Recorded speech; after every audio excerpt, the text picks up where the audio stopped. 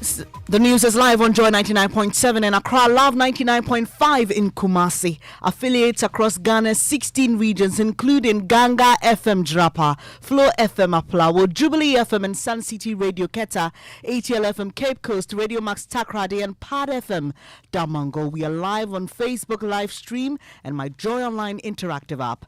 The Midday News is sponsored by Petrosol, your clean fuel in full quantity.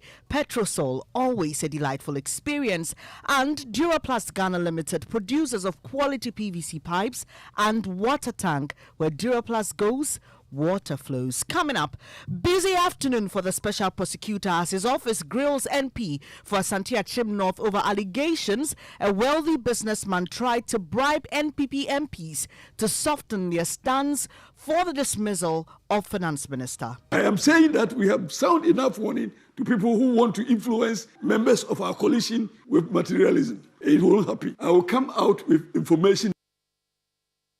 We'll tell you who else is expected to appear before the SP, plus the probe into the Professor Kwabna Frimpong Boateng report on illegal mining. My report was not to indict anybody, but just to tell the one who asked me to write the report the problems that we face and what I think should be done. It may not be a perfect report, but I stand by everything that I wrote. Also, Council of State endorses private members' bill seeking to amend portions of the Constitution that prohibit dual citizens from holding certain public offices. We'll hear the justification for the bill by the sponsor. Plus, some Ghanaian professionals living abroad criticize claims dual citizens hold dual allegiance. Most of those who have destroyed Ghana have been people who didn't have dual citizenship. Years that they had, divided loyalties, and so on, were all needless. Also, opposition NDC dismisses calls for its May 13 primaries to be postponed over fears the voters' register is not credible. That we have put in place. Very confident of this process is transparent enough to offer a credible internal election. We don't think that there's any problem that will lead to postponement of election. We've got details on your election headquarters and in sports. 22 years after 126 fans lost their lives, Ghana football still remembers. And on day 2 of the pensioner bondholders picketing at the Finance Ministry, we'll tell you the story of a bondholder who's resorted to taking medications to deal with her panic attacks. So painful. Sometimes I don't sleep at night. I have to take diazepam for panic attacks because you know the child's school fees is due. Lunch money is due. I owe my housekeeper over 45,000. We'll take you live there as pensioners insist they will not leave until all payments are made. Thanks for choosing us. This is Joy News, independent, fearless and credible.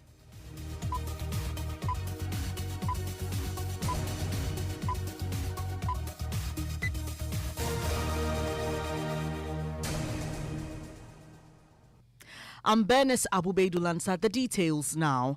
The Member of Parliament for Asante Achim North, Andy Apiakubi, is providing more details over his allegation an unnamed wealthy businessman tried to bribe NPP MPs in November last year for them to soften their stance for the dismissal of Finance Minister Ken Ofori-Atta. The OSP first hinted at probing the matter in his half-year report released in January this year. My colleague Elton Brobe joins me in studio for more, plus other investigations by the Special Prosecutor. Elton, first update us on why Andy Apiakubi is before the Special Prosecutor this afternoon. So, Bernice, this is what triggered the Special Prosecutor's interest in probing this matter. When Andy Apiakubi appeared on Raymond Akwe's program, The Upfront, where he alleged that a businessman had tried to bribe them into softening their stance for the dismissal of Ken Ofori-Atta. We are not motivated by any materialistic consideration. Did you take money to change your mind? Did we take money? Yes. You think we will do that? And I'm saying that I want somebody, one person, or anybody. One person from where? Anybody associated with any such person who thinks that he can give money. Anybody, if I hear anybody working for any of such persons or working for institutions... We are speaking in a vacuum. Which persons and institutions are you talking about? I will come out with information that we are beyond the bribes. So you were approached with bribe? Our motivation is not the financial inducement. I'm sure we have sent this message to some people they have sat upright. And I'm referring to situations of yesterday. Yeah. I am saying that we have sound enough warning to people who want to influence members of our coalition with materialism. It won't happen. So Elton, that's MP for Asante Achim North, Andy Appiah, could be speaking to Raymond Akon up front, but he's currently at the Office of the Special Prosecutor due to these allegations. What do we know? So what we are picking from our sources is that his invitation is for him to provide the name of this said businessman who gave them money, supposedly for them to back off their demand for the dismissal of the finance minister after they had alleged that he was not competent enough to continue to hold the office as a finance minister. My information is that that is the basis for which he's been invited, to provide the names, how much was paid, whether the money was accepted or rejected. Now, when he is done, depending on what he will provide, the special prosecutor will move into the next stage of the interrogation. But who else will be appearing before him? My information is that when Andy Appiah Kubi made this allegation on the Monarch's show, the majority leader, or say Chairman Sabonso, said he was going to investigate this matter. And what I'm picking is that he will also be invited by the Office of the Special Prosecutor to provide more details on this matter. This is what he told Evans Mensah after the allegation was first made. I've heard, though, that some businessman came here, was it the Thursday, that I'm told on authority that some businessman came here and tried to do something. He's a businessman that I know. Honestly, I've not spoken with him ever since I heard that matter. And I don't want to, cite him here, but I've not spoken with him. I was told that he came here and tried to mediate in his own way what he thinks the problem is, and try to. Is a wealthy businessman that people know. He was repelled by the people and he was told to not to involve himself, so he went away. Is he an MPP financier? Well, he's a businessman. I know that he deals with both sides of the political divide. That's Majority Leader in Parliament, Osei Chairman Sabonso, speaking to Evans Mensah there. So what is the OSP hoping to achieve? So the end game, according to my sources, is to, if they're able to establish that indeed there was an inducement along the way, they may invite this said businessman to assist in their investigations. But ultimately, they want to take this matter to court to prosecute this businessman if it is established that he indeed tried to bribe members of parliament in their pursuit to get the finance minister dismissed. Elton, stay with me. Away from that, we are also learning the OSP has taken a serious interest in the illegal mining report released by the former chairman of the Interministerial Committee on Illegal Mining, Professor Kwabena Frimpong Boateng. I think there is a tall list of people that the OSP has penciled to invite to assist in investigation into this matter. Professor Frimpong Boateng himself has confirmed invitation by the OSP, and he actually went ahead to say that he will be appearing before the OSP on the 16th of this month to assist in their investigations into activities of the Interministerial Committee. Now, yesterday on TV3, he confirms and said that his report may not be 100% accurate, but he's ready to assist in getting to the bottom of this matter. I think my report was not to indict anybody, but just to tell the one who asked me to write a report the problems that we face and what I think should be done. It may not be a perfect report, but I stand by everything that I wrote. Every Ghanaian is committed. We should show our commitment in the way we act. And eventually, the final analysis, the state of the water body, the state of the forest, and all these things will tell us whether we are committed or not. We can say anything, we can investigate anything we want, but in the final analysis, we have to look at what is happening on the ground, and then we can take our own decisions. So that's Professor Kwabena Frimpong Boateng. He is former Environment Minister, and he was chairman of the Interministerial Committee on Illegal Mining. So, Elton, finally, what happens after the interrogations? My source again is saying that for now, they are treating this as a rumor. if on the 16th, Professor Mpong Boateng come before them and confirm that indeed he's the one who authored the correspondence to the Chief of Staff, then it will form the basis for their investigation. Now, there's a tall list of people they have identified that they will invite them to assist in investigation into this matter. They are looking at the composition of the interministerial committee. So in this case, you are looking at the Minister for Sanitation and Water Resources, Lands and Natural Resources, Interior and Defense. All will be summoned to appear before them and assist in their investigation. They've also will be reaching out to some politically exposed individuals. And here, my information is that Gabi Asare Shodakum may be invited. Albert Kwam, whom in this report is reported to have sold acres of land for illegal mining activities, has also been penciled to appear before the special prosecutor. Also is the former operations manager of the Forestry Commission, Charles Owusu. In the report, he's alleged to have been involved in illegal mining, and some presidential appointees currently serving at the Jubilee House. These are individuals, from my sources, being primed for investigation into this matter.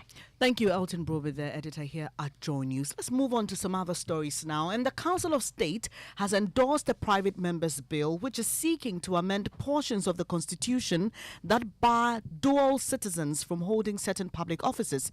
Articles 8 Clause 2 and 94 Clause 2A of the Constitution forbid citizens who owe allegiance to other countries to become MPs, Chief Justice, IGP, CDS, or even ambassadors or high commissioners. MP for Achim Swedru Kennedy Osenyako's private members bill has received major support from the Council of State. Is currently before Parliament, and Parliamentary Affairs correspondent Kweku Asante joins us in studio with details. Kweku, we understand the Council of State has written to Parliament endorsing the bill. What more do we know? So, according to this letter signed by Nana Otuo Shirboy, it says the Council referred the draft Constitutional Amendment Bill to its Legal, Constitutional Affairs and Petitions Committee to study and advise. At the second plenary meeting session held, and they give the date, the Council unanimously accepted the recommendations of the committee and hereby advised the Right Honourable Speaker to proceed with the constitutional processes to affect the proposed amendments in the Constitution. Kweku, the Speaker has written back and he says the bill will be taken through the procedures to pass it. Indeed, the Speaker says he acknowledges the receipt and says, I will ensure that all relevant constitutional processes are complied with to give effect to the proposed amendments. Please accept the assurances of my highest esteem. Kweku Asante, he's Parliamentary Affairs correspondent. Thankfully, we've been joined on the phone by Kennedy Osenyako. He's the one sponsoring the bill in Parliament. Good afternoon to you, sir, and thank you so much for joining us. First, let me just find out what inspired your sponsorship of the bill. First of all, let me say a big thank you and a good afternoon to your listeners too as well. Well, I am a firm believer that every Ghanaian, irrespective of where the person lives, has the right and the opportunity to also join the political front or struggle of this country. We don't need to segregate or put any bar on anybody or to prevent anybody from also coming or contributing their quota at the political discourse in this country. So that pushed me and some other issues that I believe that our families, our friends and sisters, brothers living in other countries, they contribute a lot in terms of remittances to this country. So we will accept their money to come and build the country, but we will not accept them to bring their experiences or their knowledge and whatever they have to also come and join for us to build the country. So that is what has motivated me to push for this reforms or amendment to open the door to give way the opportunity to our family members and friends living in the diaspora who over the years have all the exposures that anybody can think of, the experience that we can think of, to also come and join for us to build the country. Mr. Nyako, sorry to interject, but those who oppose the bill raise issues of allegiance. They say, for example, that it is possible that people who hold allegiance to other countries may be used by foreign governments to, push their agenda and fight against Ghana. Aren't you concerned about that? First of all, I see it to be too vague Even the Constitution fails to even tell what is allegiance. When they say allegiance, what is it about? What is allegiance? So sometimes I find it difficult when people want to hide behind this phrase to say that because of allegiance, we shouldn't allow our families or anybody or friends to come and join the political discourse. In any case, I'm sure once you were born by a Ghanaian parent, whether you were born here in Ghana, and because of whether education or investment or family ties, you relocate to a different country and you have become a citizen of that country, does not alienate your citizenship right as a Ghanaian. Right. So, and is there any case? Do we have any example? Currently, as you speak, there are dual citizens who can hold positions like CEOs and other things. Has there been any evidence that these people that we give them, that we have given them that opportunity, any of them have disclosed any secret information to the other country that they are also citizens of? Mr. Nyako, so how soon do you expect this bill to be passed? And what are your general comments about former President Mahama also raising this issue on his campaign platform? Well, I'm happy that the former president now sees wisdom in this whole constitutional amendment on Article 82 and 94 2A. I'm happy. Yesterday, he didn't see the need for it because the shoe was on the other foot. So Abdemu Sekende was convicted, and subsequently when he was pardoned, died. We didn't see the wisdom in that. Today it is crazy because it's an NDC. An opposition leader now sees it that it is the right time for us. So I'm happy that he wants to join, but it's too late. The process have already started. I started it somewhere in 2021. I wrote the letter to council. All those that concern matters, I have done that. The bill is before Parliament. That is the most difficult. So soon do you expect it to be passed? Come again. Please, how soon do you expect it to be passed? Well, that is what I'm saying, that where it has reached needs a consensus and a serious advocacy among the members of Parliament. If I should tell you some of the concerns, even some of the members of Parliament have raised about this bill, it will shock you. I mean, they are flimsy excuses. So, that's Kennedy Osei-Nyako. He is MP for Asante Achim, and he's been sharing his thoughts with us. Achim Swedru. Kennedy Osei-Nyako is MP for Achim Swedru, and he's been sharing his thoughts with us. He is the one sponsoring the bill that is seeking to amend portions of the Constitution that prevent persons who hold dual citizenship from holding certain offices in the country. Now, CDD fellow Professor Stephen Kweku-Asare says there is a fundamental misreading of the Constitution which makes some people equate citizenship to allegiance. He's called for a speedy passage of the private members' bill. They are different and they relate to different things. Unfortunately, they have not always been read correctly. Okay. And it is interesting that the Article 8.2 and Article 8 that you read were actually the old provisions from the old unamended Constitution that actually barred dual citizenship. So you had the CDD fellow Professor Stephen Kweku-Asare sharing his views on the matter. Now, let's go to the issue of pensioner bondholders and their picketing at the Finance Ministry. There's a lady who says she's resorted to medications due to panic attacks from fear of losing her investment. Balbre Alan says she's together invested thousands of cedis of their pension monies accrued from working several years in the United Kingdom. According to her, the fear of losing her coupons is already weighing on her, resulting in sleepless nights. She spoke exclusively to my colleague James Savage. My name is Balbia Alan. I come from Jamestown, British Accra. I lived in England and I decided to return to Ghana with my white English husband. We've put it into government bonds. Now, nothing is coming. I sold a family property. I feed several old women. I pay school fees for several young children. The only way we survive now is on my husband's pension. He's an old man and we live off his pension. It's so painful. I sometimes I don't sleep at night. I have to take diazepam for panic attacks because you know the child's school fees is due. lunch money is due. Who is going to pay that? Even the staff that I've employed in my house to look after these old people and children, how do I pay them? James Aveji is back. The picketing ended a while ago. So generally, how did it go today, James? Yeah, so Bernice, it has been another pensive mood at the finance ministry as they picketed. Yesterday they left hoping that they would hear something from government or any personnel from government, which they did not, but they returned today and picketed. They have ended going home hoping that maybe they could hear from government. Well, convener for Individual Bondholders Forum, Senyo Hosi, has revealed the technical committee has completed a new payment schedule with government. He says the plan will allow government to settle all bond arrears by end of this month. He spoke on Newsnight last night.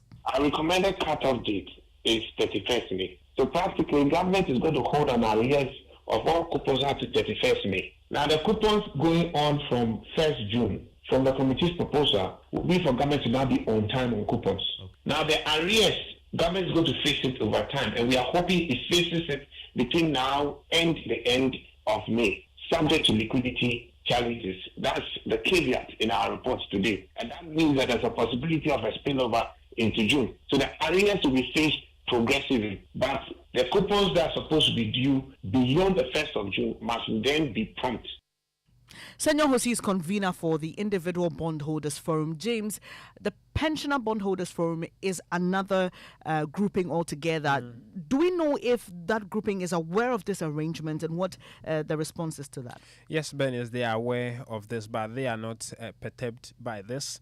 The expectation will be that because they were part of the initial negotiations plans, which they withdrew from, and so the expectation will be that maybe they may have some regret withdrawing from this as this group have reached an agreement with government, but they say they are not worried about that because they expected this to be part of the plans of being exempted or being signing on to the government new plan, actually.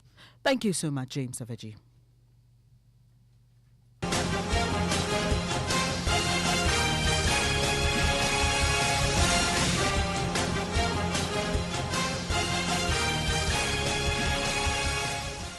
This is your election headquarters, and the opposition NDC has dismissed calls for its May 13 primaries to be postponed over fears their voters' register is not credible. Flag bearer hopeful Dr. Kwabena Dufour says the register made available by the party is fraught with several discrepancies. His campaign team has therefore written to the party as it gets all parties to agree on a roadmap towards securing a credible register. Kofi Kukubo is with Dr. Dufour's campaign team. Of the 275 or 276 constituencies, we are given only 220 constituencies photo album or the voter register. So clearly you realize that we have either 55 or 56 constituencies that are not ready. So that establishes the point of incompleteness of the voter. About 54% of those in the photo album cannot be identified. Well, Deputy General Secretary of the NDC, Mustafa Gbande, says the party stands ready to address concerns, but postponing the election is not under consideration. There is no information sharing in that camp, and that cannot be our responsibility. But what is more important is that we are existing to address issues that will be raised by aspirants, and we don't think that these are some of the issues that can cause a postponement of elections, except if one wants to drive midfield. That the party is resolved. Invited the Dr. Dufour's team to actually explain this to them after this their demands. And are you also considering the demand that you postpone the polls from May 30? There is nothing that's stated that there is no problem to suggest that election should be postponed.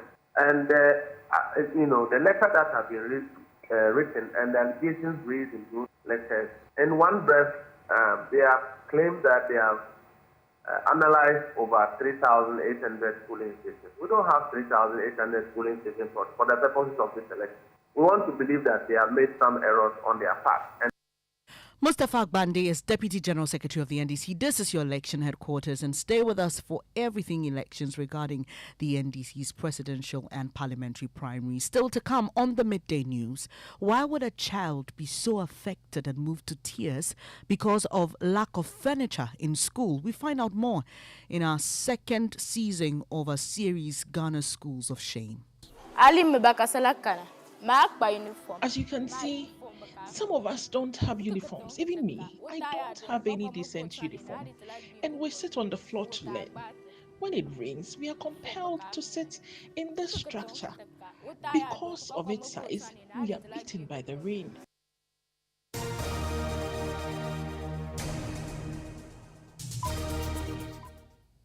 Thanks for staying here on the Midday News. It's now time for sports with Mishael. Hello, Mishael. Hello, Bernice. May 9, 2023. Exactly 22 years since 126 football fans lost their lives at the Accra Sports Stadium during a match between Hearts of Oak and Kumasi Asante Kotoko. Each year, the Ministry of Youth and Sports and the National Sports Authority hold a commemorative event at the forecourt of the stadium where wreaths are laid in memory of the victims of the disaster. But beyond that, there are many who claim that, who say Ghana has failed to learn beyond all these, acts of, all these nice acts. And at today's event, the General Secretary of the FA, Prosper Harrison Adu, says the JFA is going to do more in order to ensure that these things are not happening. On that fateful day, myself, a very young journalist here at the Accra Sports Stadium, saw what I had never seen before. When colleagues who have come to just enjoy a game they love so much lost their lives. This day must serve as a remembrance day for us to let us all commit to the fact that this game should be an enjoyable one and not a game that should end this way. On this note, I must say that the GFA will continue to work with all stakeholders to ensure that there are safety of lives and property at our various stadiums. Right, that's all for sports, but on a more happy note, the Joy UCL series is back, and today we are entering Osu Porkitos, where it's going to be a live coverage and live viewing events. The Joy Sports team will be there, and George will be on commentary tonight. Right, thank you. We'll be looking forward to that. Now, the quest for 11-year-old Gifty Odanjo to get furniture for decent education in her rural school, Bakbagba Primary School in the northern region, moved her to uncontrollable tears. She questioned why she and her friends have to slum on hard bare floors, sometimes laying on their bellies just to have an education. In the first episode of Ghana Schools of Shame Season 2, Gifty makes a passionate appeal to government to solve their problem. Features editor Jojo Kobna has more.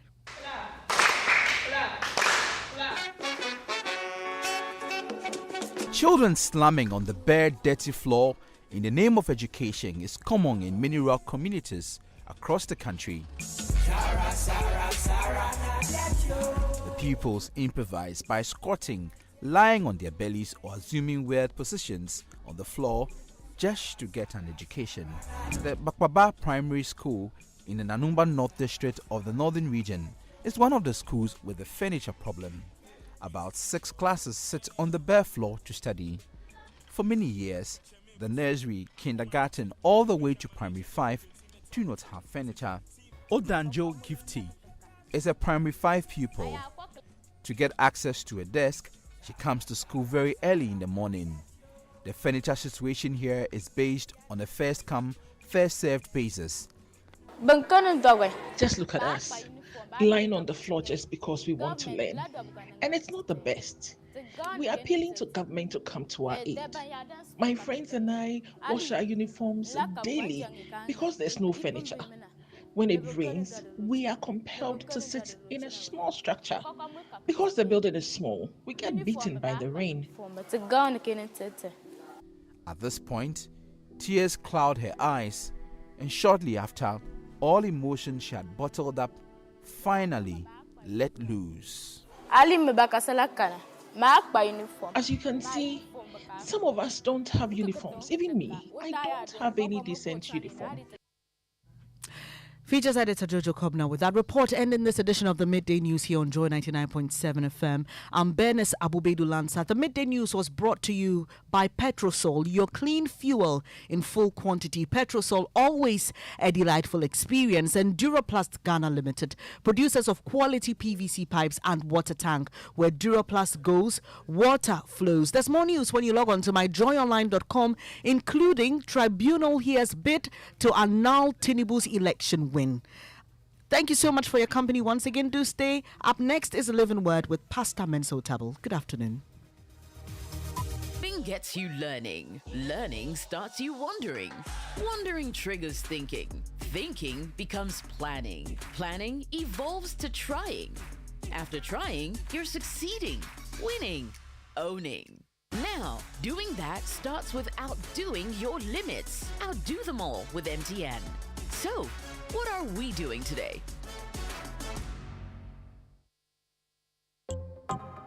Hey, close up. Ever fresh air, ever fresh air. Ever fresh air, ever close up. All new Close Up Everfresh. Wait, Charlie, what's new? It now has a triple fresh formula that cleans, protects, and cools. Thanks to a powerful combination of 1, a purifying gel, 2, an antibacterial mouthwash formula, 3, ice cool crystals. That cleans, fights up to 99% bacteria, and intensely cools. Fresh breath. Keeps you protected and fresh long after brushing. Close Up Triple Fresh formula. Cleans, protect, and cools. Close Up Everfresh. Grab yours now. This advert is FDA approved. Get yourself a brand new NASCO television for 1,049 Ghana cedis. It is on. It is on. The champions of special offers, discounts, and free gifts are back again. Choose NASCO. NASCO Eid Mubarak promotion is launched to offer you the best quality electronic home appliances with reasonable prices. NASCO microwave 899 Ghana cedis. NASCO split AC or refrigerator for 1,699 Ghana cedis. Yes, ladies, all types of washing machines are available starting at 1,899. Order these and many more from any NASCO outlet near you. NASCO Eid Mubarak promo. The festival of breaking the fast, celebrating the end of Ramadan, comes with a great feast, gratitude, family, and friends happily together, and a NASCO experience. Salam.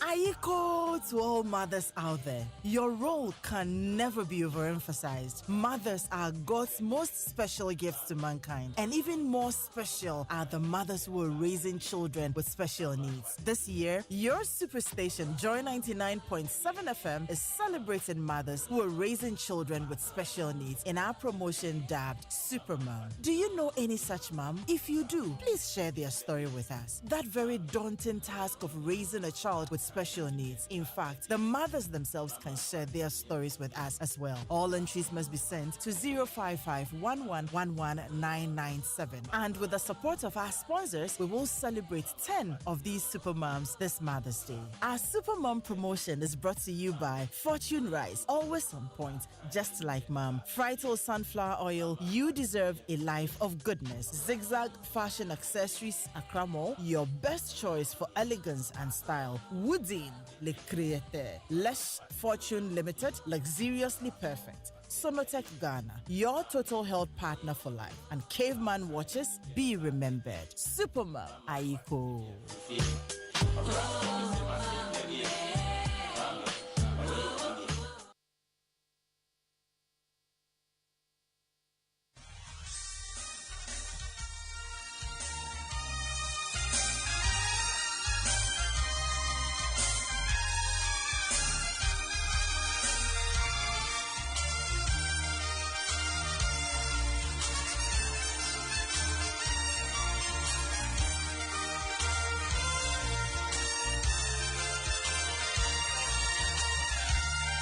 To many around the globe, transforming lives into legacies. Living Word with Pastor Mensa Otabil.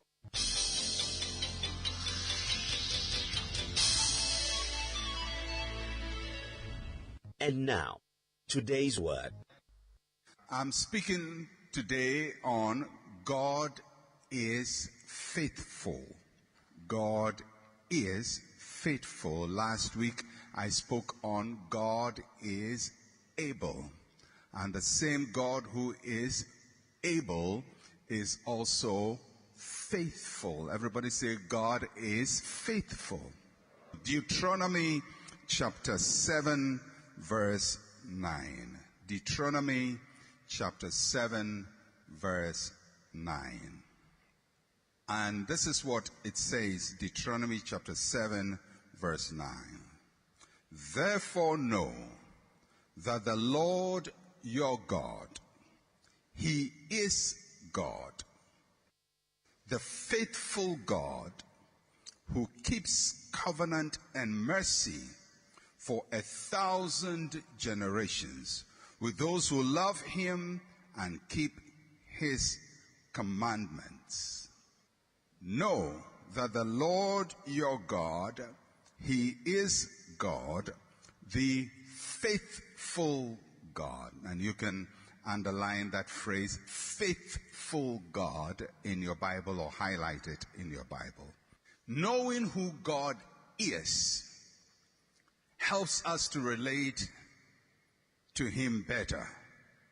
As in all relationships, the more you know a person, the better you relate with him. The more you know your husband, the better you relate to him. The more you know your wife, the better you relate to her. The more you know your children, each one, the better you relate to them. The more you know your parents, the better you relate. It's in all relationships. Ignorance disturbs relationships. So many of us relate with God without knowing God. So our relationship with God may be sincere, but may also come out of ignorance. And one of the things